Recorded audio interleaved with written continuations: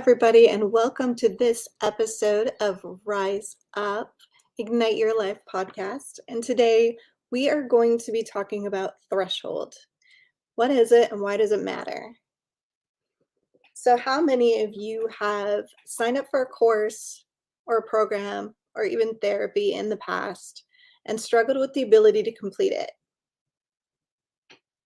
How many of you couldn't understand why, no matter how much you thought you wanted it, motivation just wasn't enough to drive you to get up and do the work that you actually had to do to get it done?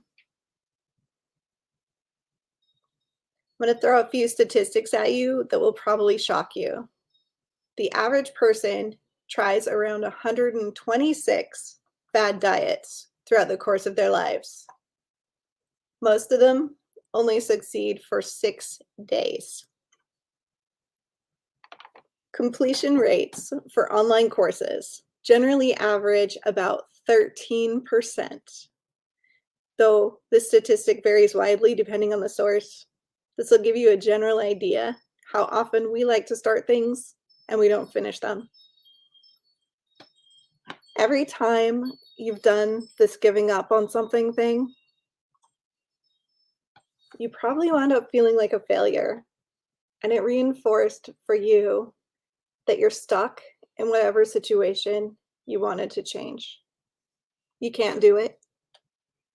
You're a loser, or whatever other negative self-talk loops you get stuck in. And a little hint, we all have some of those. But did you really want to change? Now, you might get a little defensive when I say that, but hear me out.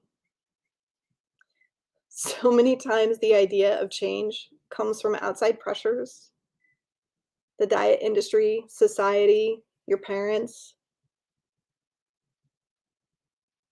You may already know that to be true. Some of you blame yourselves or others when the program project doesn't come to fruition, depending on your worldview, personality, and some other things we'll get to later. But let's look a little deeper at it for a minute. There are other possibilities that you're less likely to recognize. Perhaps at least part of you believes the reward for not changing is way bigger than the reward for changing. I know this might bring up feelings of shame or guilt. It's okay, we can work with that. Let it sink in for a minute. What if you really didn't want to change at all? What if you want to keep eating the way you're eating? What if you enjoy watching 6 hours of TV a day?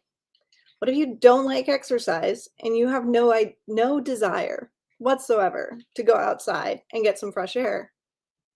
What if those cigarettes are delightful and you can't imagine your life without their companionship?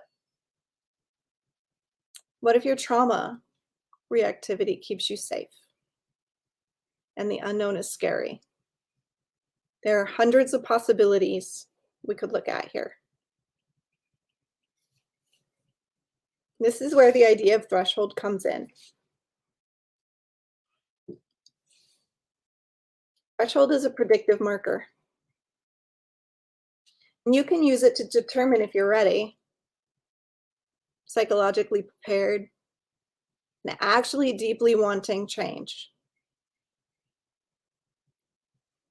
This, paired with a strong why, is the key to finally getting results. This is when you buy the course or program or therapy that you're looking at. There's 3 parts to threshold. 1, something must change. 2, it must be me. And 3, it must be now. The first part, something must change,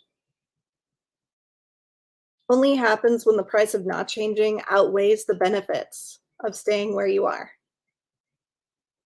Perhaps when a major health problem arises, you watch a friend die of a disease that could have been prevented, or you simply realize how unhealthy, unhappy, or uncomfortable the current condition, habit, or behavior is making you.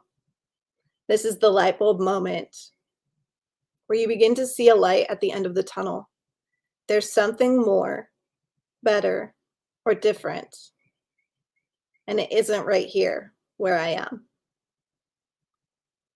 The second part of threshold is the hardest for most people, especially people who are struggling with recovering from traumatic events and experiences.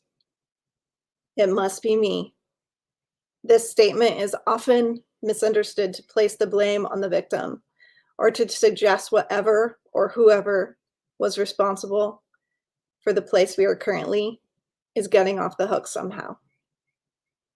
What this really is doing is recognizing fully that if I want a different future or outcome than I'm currently experiencing, I need to do something to change it.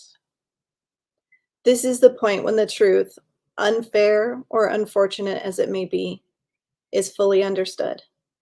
I must change if my current condition is to change, no matter what got me to this place. This is about looking at the present and creating the future. This is where we begin to release the chains of the past that have been holding us stuck in this place so often for many years. It must be now. There must be a sense of urgency. There's a sense of a need to implement the change and to act right now in this moment. Too much time has already been wasted. When all three of these elements are aligned, you get to decide what's the next step. But taking the next step is crucial at this point. One can't change without choosing to act intentionally and with consistency.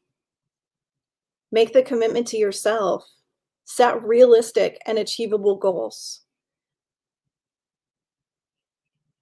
Break down the necessary steps and begin moving. 1 inch a day quickly becomes feet, yards, and then miles. Celebrate the small stuff and step into the life on fire that you really desire. So ask yourself, what do you really want? And when you think about the things that you think you want, can you honestly and truthfully say to yourself, something must change, it must be me, and it must be now? Because if those statements are true for you, your time is now. I'll see you guys all tomorrow.